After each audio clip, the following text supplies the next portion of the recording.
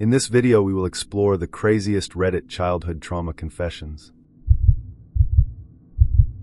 I told you to stop with that back talk. That's what she said, loud, sharp, and sudden.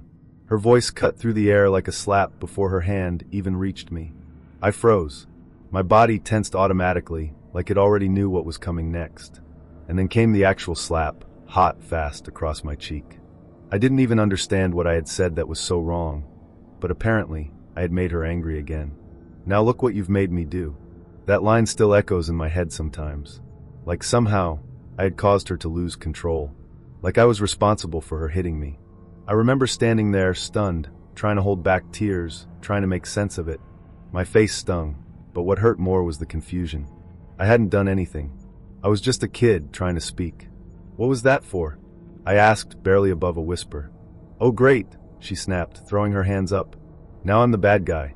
And suddenly, the entire conversation shifted. She wasn't the one who hit me. I was the one who provoked her. I was the one who made her feel like a monster. I was the reason everything felt out of control. You're crying now, huh? She said with a mix of sarcasm and anger. You think I like it when I hit you? I didn't know what to say. Of course I didn't think she liked it, but I also didn't understand why she kept doing it. I stood there, my face burning, my heart racing, and my body still trying to shrink into itself. I hate you because I love you. That one really wrecked me. I remember hearing that a few times as a child and not knowing what it meant. It didn't make any sense. How could someone hate me because they loved me? I would try to repeat it in my head, try to understand it like a puzzle. Maybe love meant pain. Maybe hate was just a different kind of love. I was too young to realize that it was never supposed to be that complicated. She would sit down on the couch, put her head in her hands, and cry. Real tears. And I felt responsible for those too. I'm the bad mom, she would say. I always do everything wrong. And there I was, the one who just got slapped, now comforting her. I would go to her, gently touch her arm, and say, It's okay, Mom.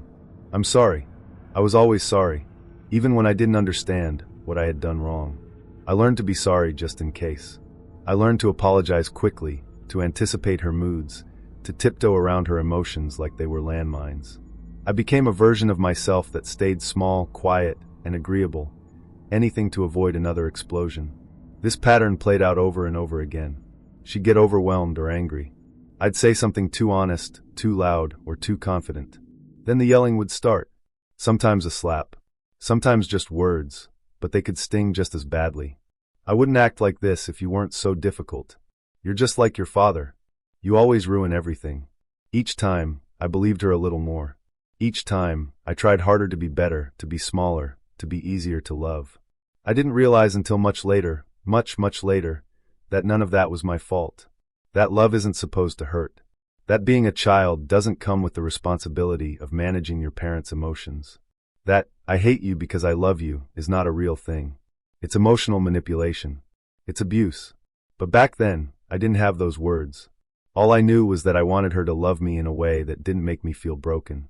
I clung to every soft moment, every time she smiled at me, every time she brushed my hair or called me her baby.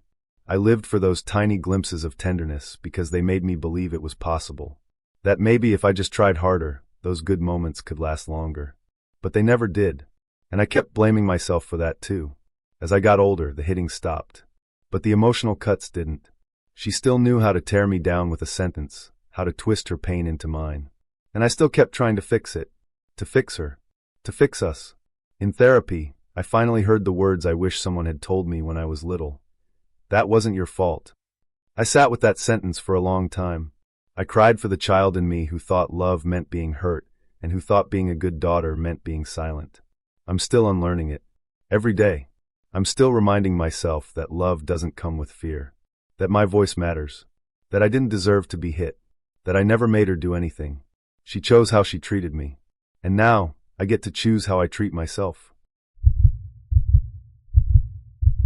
I never quite knew what would set her off. Some days, I could breathe wrong, and it would be enough.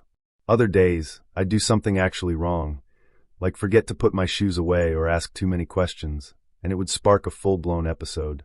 But there wasn't consistency, just a roulette of tension and silence until the next explosion. She'd yell first. Her voice always had this sharpness, like it was slicing through the air to punish me before her hands even moved. "What the hell is wrong with you?" she'd snap, eyes narrowing, her body moving fast toward mine. I'd shrink, every single time, even if I hadn't done anything. And I hadn't. That was the thing. I hadn't done anything. I didn't even do anything, I'd say, my voice barely audible, trying to defend myself, to make her see how unfair it was. But that's when the switch would flip. "Oh, now I'm the bad guy, huh?" she'd bark, her tone dripping with sarcasm. "You're crying now, huh? You think I enjoy this? You think I like it when I hit you?" My tears would freeze. I'd want to nod, to scream, yes, because how else could she keep doing it? But I bit my lip instead, because I knew what came next. The guilt trip. The reversal. The part where she made it all about her. "You think this is easy for me?" she'd say, collapsing into a chair or pacing around the room. "You think I wanted to be this kind of mother?" Her voice would crack, not from sadness, not really, but from a kind of emotional chaos that made her both furious and fragile at once. "I hate you because I love you." That line would come out like a whisper, almost like she was confessing it to herself more than to me. And it made me feel like I was the one who broke her. Like somehow my existence, my defiance, my emotions, my crying, had turned her into this version of herself. From a very young age, I learned that my tears weren't mine. They were hers. My pain didn't belong to me. It became part of her story, her suffering, her burden, her struggle as a mother. And every time I cried, she reminded me how hard it was for her. That she was the one who had it worse. "It's always me," she'd say. "I'm always the one doing everything wrong." And somehow, even though I was the one being yelled at, hit, or guilt into silence, I ended up feeling sorry for her. I'd go to her, even with my cheek still stinging or my heart still pounding, and say, "I'm sorry, Mom." Because maybe if I apologized first, it would stop. Maybe if I forgave her quickly, she'd be nicer next time. But it never really stopped. The cycle just changed forms. As I got older, the hitting faded, but the emotional manipulation stayed. It matured with me. She became more clever with her words, more subtle in her guilt trips. If I pushed back, she'd say things like, "Oh, I guess you're too good for your own mother now," or "After everything I've done for you, this is how you treat me?" It took me years to realize that what she did wasn't love. At least not the kind of love that's supposed to feel safe. Love shouldn't require you to erase your emotions or silence your pain, just so someone else doesn't feel bad about hurting you. I still struggle with that. With guilt. With the part of me that feels responsible for her unhappiness. With the voice in my head that says, "Maybe you were too much. Maybe she was just overwhelmed. Maybe you should have done more to be easier." But then I remember a truth I've worked hard to hold on to. Being a child is not a crime. Having needs like comfort, safety, understanding is not bad behavior. And crying when you're hurt, that's not manipulation. That's being human. "Hey, Mom, what happened to your face?" I remember asking her that question quietly, cautiously, like I already knew the answer, but needed to hear her say it. I was just a kid, but even then, I could tell when something was off. She was standing by the sink, her face turned slightly away from me, pretending to rinse dishes, pretending nothing was wrong. But the bruising above her cheekbone was impossible to ignore. She flinched when I asked, not dramatically, just a slight pause. Then came the line I'd hear 1,000 times from both of us. "Oh, it's nothing. Don't worry about it." I didn't know what to do with that. I wanted to believe her. I wanted to believe it really was nothing. But the way she said it, too fast, too rehearsed, told me everything I needed to know. Still, I nodded and let it go. Because that's what I learned to do from watching her. Let it go, minimize, swallow the truth until it disappeared. Later, she came into my room while I was doing homework and sat on the edge of my bed. Her voice was soft, almost childlike. "It's not that big of a deal," she repeated, this time more like she was trying to convince herself. "It was literally my fault anyway. I made him food, and it was too cold. He got upset." I looked at her, stunned. I wanted to say, "Mom, that's not normal. That's abuse." But I didn't have the words. I just stared at the woman who raised me, who was now sitting in front of me explaining how a man hurting her was her own doing. As if that made it okay. She touched the bruise gently and gave me a shaky smile. "Look," she said, "he loves me. I love him. He didn't mean to hurt me." Her voice cracked a little, but she tried to hold it together. I nodded again, because I didn't know what else to do. I think that was the first moment I learned how to silence myself for someone else's comfort. The first time I felt that swelling ache in my chest, that horrible mix of sadness, helplessness, and confusion, and chose to bury it deep down instead of letting it show. "Just stop making a big deal out of this, okay?" she added, her voice firmer now. It was my fault. And that was that. I never brought it up again. Not when the bruises returned. Not when I heard shouting late at night. Not when I saw her wince as she walked, or when she'd disappear into the bathroom for an hour and come out wearing long sleeves even in the middle of summer. I told myself what she told me. It wasn't a big deal. She must have deserved it. He loved her. It wasn't my place to interfere. But deep down I knew. And that knowing gnawed at me for years, a quiet guilt I couldn't shake. I felt like I had failed her somehow. Like I should have done more. Like I should have screamed or called someone or run away and never come back. But instead, I sat there quietly just like she taught me. The worst part was watching her try to make it all okay. She'd post pictures of them smiling together online, captioned with things like "My rock" or "Love conquers all." She'd talk about how he bought her flowers or ran her a bath after a fight, as if the sweetness canceled out the violence. As if a bouquet could erase a bruise. And I started to do the same thing in my own life. When I got older and found myself in my first serious relationship, I didn't even notice the red flags at first. I brushed off the name-calling, the jealousy, the way he'd isolate me from friends, because he said he loved me. And when he shoved me during an argument, I heard my mother's voice in my head. He didn't mean to hurt me. The night he hit me, I remember standing in front of the bathroom mirror with my hand pressed against my cheek, staring at myself like a stranger. I whispered, "It's not that big of a deal," and for a second I almost believed it. But then the tears came, hot and angry, and I realized I wasn't just crying for me. I was crying for her too. For all the times we both said it wasn't a big deal. For all the apologies we gave to men who never deserved them. For all the times we tried to make ourselves smaller, quieter, easier to love, just to avoid another outburst. It took me years of therapy to unlearn what she had, unintentionally, taught me. That love doesn't mean enduring pain. That apologies don't fix patterns. That someone hurting you, no matter how sorry they are afterward, is not love. I still feel that ache sometimes, especially when I think about how she never left him. How she's still with him, still covering bruises, still saying it's her fault. And I want to shake her and scream, "Don't you see? Don't you see what you're teaching me? Teaching yourself?" But I don't. I've tried. She won't hear it. Maybe it's too painful. Maybe it's too late. Or maybe she truly believes what she says, that this is all she's worth. I don't blame her anymore. I really don't. I know now that she was surviving the only way she knew how. That she had her own wounds, her own traumas, her own reasons for staying. But I also know that I don't have to repeat her story. I can break the pattern. I can say it was a big deal. I can say it wasn't your fault. I can say you deserved better. And I can say those same things to myself. My dad started calling me "Shut your sucker" when I was around 10 years old. It wasn't a joke.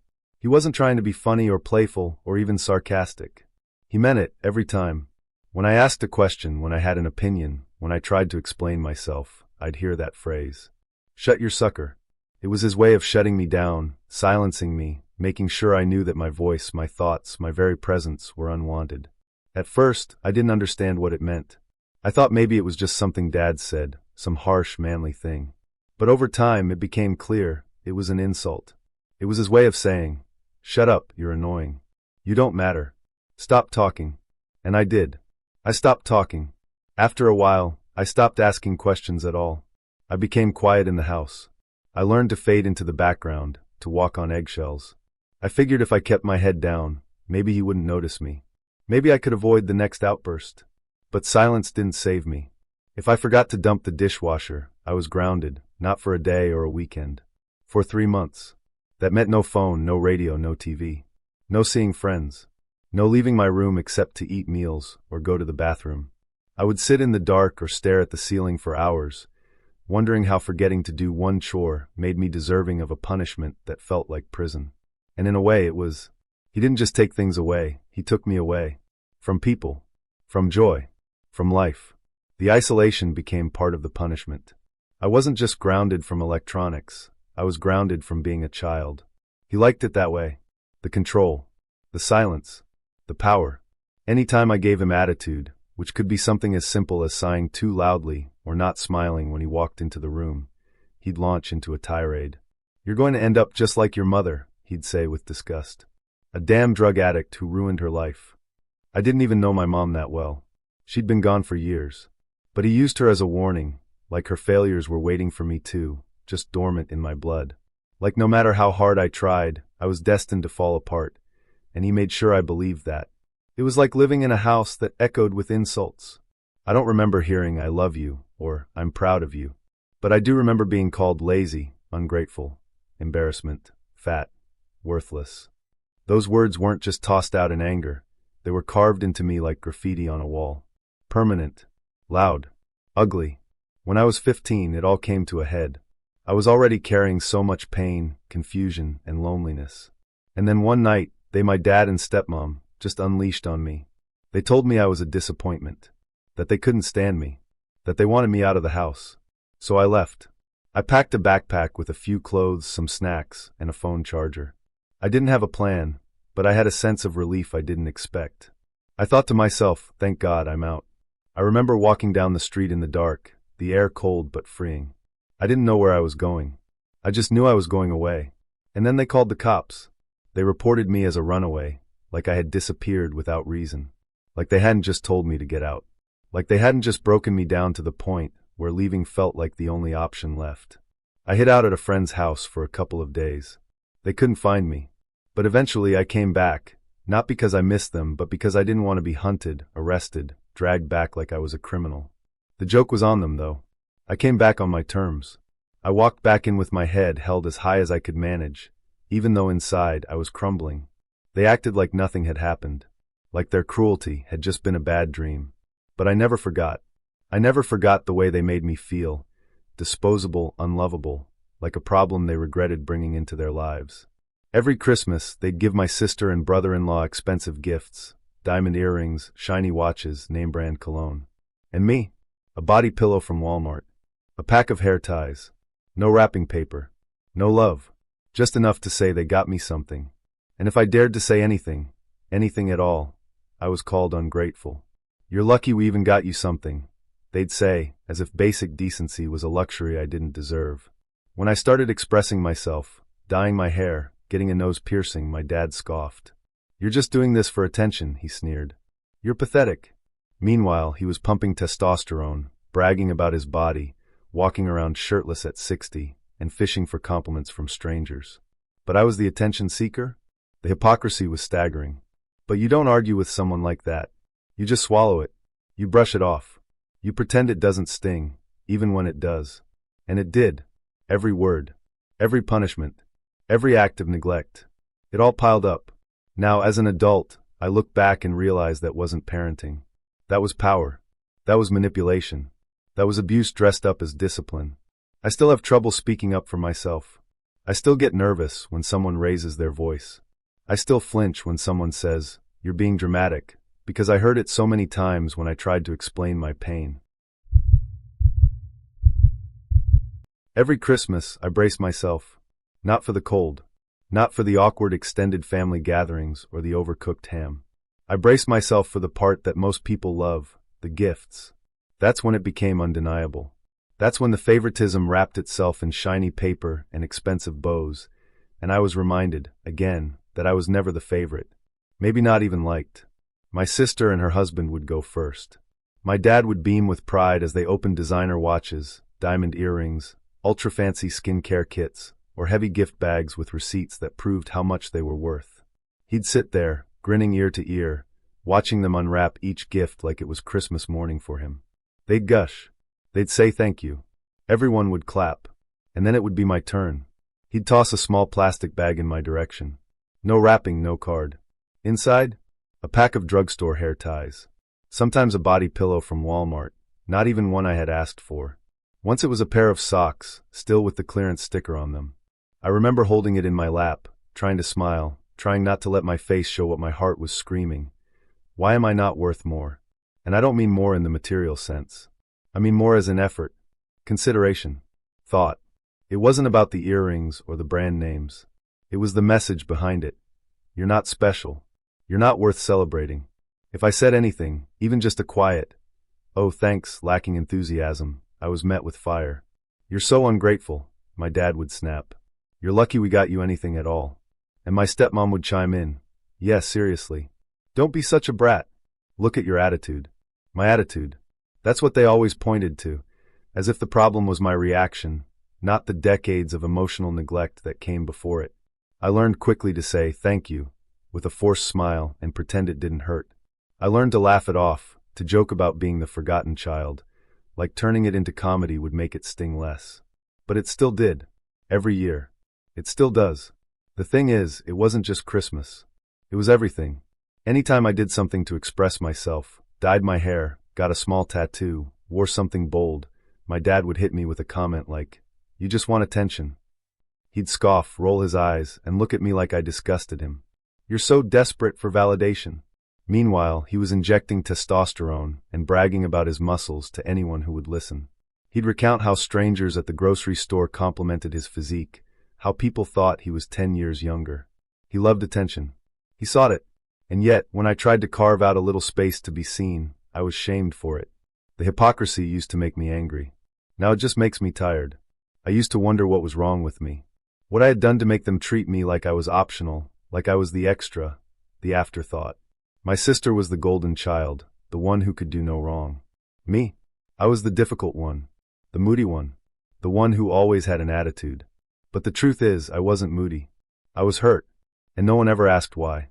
No one ever asked how it felt to be the one who got leftovers, not just at Christmas, but in affection, in time, in attention. No one ever asked why I flinched when they raised their voices, or why I spent so much time alone in my room. No one asked why I stopped trying to impress them. Because I did. At some point, I just gave up. I stopped bringing home good grades and expecting praise. I stopped inviting them to events. I stopped trying to earn something I realized I was never going to get, their approval. And still, even after all of that, some part of me, the part that still believes in family and hope, kept waiting, kept wishing that one day they'd see me. That one day, I'd open a gift that said, "I know who you are. I listen. I love you." But that day never came. I remember one Christmas in particular. I had just gone through a breakup. I was struggling mentally, barely hanging on. I walked into the living room with a fake smile, sat down on the edge of the couch, and tried to blend in. Maybe this year would be different, I thought. Maybe this year, they'll notice I'm not okay. They didn't. My sister got a pair of gold earrings. My brother-in-law got a leather jacket. I got a plastic travel mug with a stained ring inside.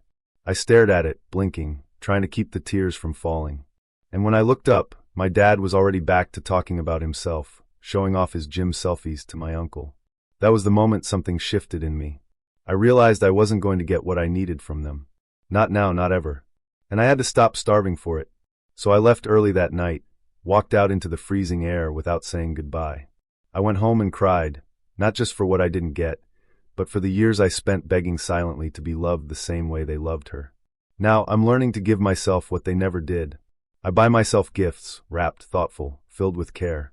I celebrate my wins, even if no one else claps. I dye my hair bright colors because it makes me feel alive. I wear what I want. I express myself freely. I no longer wait for their approval. And that little girl inside me, the one who used to sit quietly on Christmas morning, clutching a clearance rack gift while trying not to cry, I hold her now. I tell her she matters. I tell her she didn't deserve to be overlooked. She is worthy. She always was. My father made me stop calling him Daddy when I was 12. It didn't happen during a family dinner or some casual conversation. It wasn't a moment of growth, maturity, or independence. It happened in the middle of something I can't unsee, unfeel, or undo. He told me while he was hurting me, while I was frozen in my own body, to stop calling him Daddy. "Call me by my name," he said. I whispered it, his name, a name I still hesitate to say out loud even now. I said it with a trembling voice, barely audible, because I had learned long ago that resistance only made things worse. And then, when he was done, he told me again, "No more Daddy," like he hadn't just crossed every conceivable line, like it was my job to make him feel more comfortable. Before that moment, even while the abuse was happening, I still clung to the word Daddy. It was one of the last pieces of innocence I had left. A part of me thought if I could keep saying it, maybe he'd remember I was his child. Maybe something inside him would spark and realize what he was doing. But that day, he took even that from me. He told me to start referring to him as I would a husband. And to my mother, not that she ever acted like one, as my sister wife. I was 12. I didn't even fully understand what was happening to me. My mind tried to normalize it. I told myself, this must just be how things are in our family. No one else ever said anything. No one ever stopped him. And my mother, she knew. She always knew. But she didn't stop him either. Instead, she played along with the fantasy he created. She took her place in the twisted household dynamics he constructed. I was never just a daughter. I was an object. A possession. A toy passed around in a nightmare that never ended. There were 5 pregnancies. 1 miscarriage. 4 home births. All before I was 20. He stripped me of everything, my childhood, my safety, my right to say no. And in the most terrifying part of it all, he convinced me to believe it was my role. That this was love. That this was family. I remember one night, holding one of my babies in my arms, rocking them to sleep, whispering lullabies with tears silently streaming down my face. I didn't even know how to be a mother. I was still a child myself. I didn't know how to protect them from the world, especially when the world was already inside our home, crawling inside our skin, shaping our futures with violence. But something inside me refused to die. There was a stubborn flame in me that wouldn't go out. I started to keep small secrets. I would write notes to myself and hide them in books. Things like, "You are real. You're not just this. This is wrong. This is not your fault." They were tiny rebellions, seeds of resistance. Eventually, I found a way out. I won't share the full details here, not because I'm ashamed, but because they're mine. But I will say this, calling him Dad again, in front of someone who was finally listening, was one of the most powerful things I ever did. It was my cry for help, my coded message, my last attempt to shake the world awake to what was happening behind closed doors. And it worked. That simple word, Dad, was the beginning of my escape. I stopped calling him Daddy. I stopped calling him by his name. Now I call him what he really is, a predator, a manipulator, a monster. Some people say forgiveness is important, that we need to let go to heal. I don't know if I believe that yet. What I do believe is that I don't owe him anything. Not my silence. Not my pain. Not my forgiveness. I owe it to the girl I was, the girl who endured what no child should, to speak the truth. To hold the shame up to the light and say, this isn't mine to carry. Healing hasn't been linear. There are days when I feel strong and grounded, and others when I can't breathe. I still wake up with nightmares. I still flinch when someone calls me by a name he used. I still look over my shoulder in crowded places, half expecting to see his face in the blur. But I'm here. I've built a life where I get to choose who touches me, who loves me, who gets to be close. I have friends who remind me what safety feels like. I have a therapist who doesn't flinch when I tell her the hard things. I have children who know what unconditional love looks like. And I have my voice. For years, I was told to be quiet, to keep secrets, to protect the man who destroyed me. But now I speak. I write. I share. Because there are others, too many others, still trapped in their silence. If that's you reading this, I believe you. You are not alone. What happened to you is not your fault. And it doesn't define you. You are more than what they did to you. I survived. And more than that, I'm living. Not because of him. Not because I was lucky. But because I chose to claw my way out, inch by inch, day by day. Because I refused to let his story be the only one that mattered. Now I write my own. I was 13 the first time I realized something was wrong. I remember the day in perfect detail, more clearly than I wish I did. The apartment, the room, the clothes I was wearing, the way the air felt heavy, like the world had slipped sideways. I remember being touched. I remember knowing, in that moment, this isn't right. But I didn't scream. I didn't run. I didn't even speak. I just froze. That's what no one tells you about trauma. You think you'll fight or yell or do something heroic. But when it happens, when your body is violated and your voice disappears, you go still. You dissociate. Your brain tries to protect you by shutting you down. I didn't know how to process it. I tucked the memory into the back of my mind, like a dirty secret I didn't choose to keep. I told myself it was probably just a misunderstanding. Maybe I overreacted. Maybe it wasn't that serious. Maybe I was confused. But the truth was, the damage had already begun. As I got older, the memory started to reappear in pieces. Not like a movie playing in order, but like flashes. Fragments. Feelings. Sometimes I'd be lying in bed, and I'd feel that hand again. That pressure. The way my muscles locked, the way I couldn't breathe. Sometimes I'd be watching a show, and a line of dialogue would send me spiraling. Sometimes I'd just be walking through a store, and feel like I was drifting, like I'd left my body. And then around my 25th birthday, everything hit me at once. I didn't plan for it. I wasn't expecting it, but suddenly I was overwhelmed by a tidal wave of emotions I couldn't ignore anymore. I found myself crying out of nowhere, questioning everything, my relationships, my sexuality, my sense of safety. I couldn't form attachments. I felt numb during intimacy. I didn't trust anyone. I didn't even trust myself. I started asking questions I didn't have answers to. Why can't I remember my childhood clearly? Why do I shut down when someone touches me, even gently? Why do I feel so ashamed when I haven't done anything wrong? And the hardest question of all, was I touched before 13? I don't know. Not for sure. But my body remembers things that my mind doesn't. And that's the thing about childhood sexual abuse. The body keeps the score. Even if your brain can't form the memories, your nervous system never forgets. I think the trauma started long before I was old enough to recognize it. I think my silence wasn't just emotional, it was conditioned. I think I was taught, without words, that my discomfort didn't matter. That I shouldn't speak up. That adults could do what they wanted. And so I didn't speak. I internalized everything. I performed. I smiled. I excelled in school. I made myself small and agreeable. I tried so hard to be good. Because I thought if I was good enough, maybe I'd feel safe. Maybe I'd be loved in the right way. But the damage was already done. For years, I couldn't even say the word abuse. I'd choke on it. I'd call it stuff that happened, or something weird from when I was younger. I minimized it because I didn't want to believe it. Because if it was true, then I had to grieve something I never got, a childhood that was safe, a body that was mine. And that grief is different. It's not just sadness, it's rage. It's betrayal. It's the hollow ache of realizing that the people who should have protected you didn't. That you were left to figure it out on your own, and you did the best you could with no map, no guidance, no support. Sometimes I wonder how different my life would be if someone had noticed. If someone had asked. If someone had taken the time to say, "Are you okay?" and really meant it. Because I wasn't okay. I just got really good at pretending I was. Now, I'm unlearning all of that. I'm learning that my feelings matter. That boundaries are not rude. That my body is mine.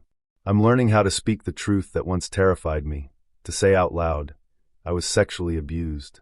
It wasn't my fault. I didn't deserve it, and I'm allowed to heal. There's still so much I don't remember. So much I may never remember. But I no longer need every detail in order to validate my experience. I know what I went through, even if the memories are fragmented. Even if no one else saw. I know the symptoms. I live with them every day. And I also know that healing is possible. It's not linear. It's not clean. Some days I still shut down. Some days I still dissociate. But now I have tools. I have language. I have support. And most importantly, I have compassion for the version of me who didn't know what was happening, who just wanted to feel safe and loved. If you're reading this and it resonates, I want you to know something. You're not alone. You're not broken. You're not dirty. What happened to you is not who you are. You are still here. You are still healing. You are still worthy of love that doesn't hurt. And even if your voice was stolen once, you can take it back. I am.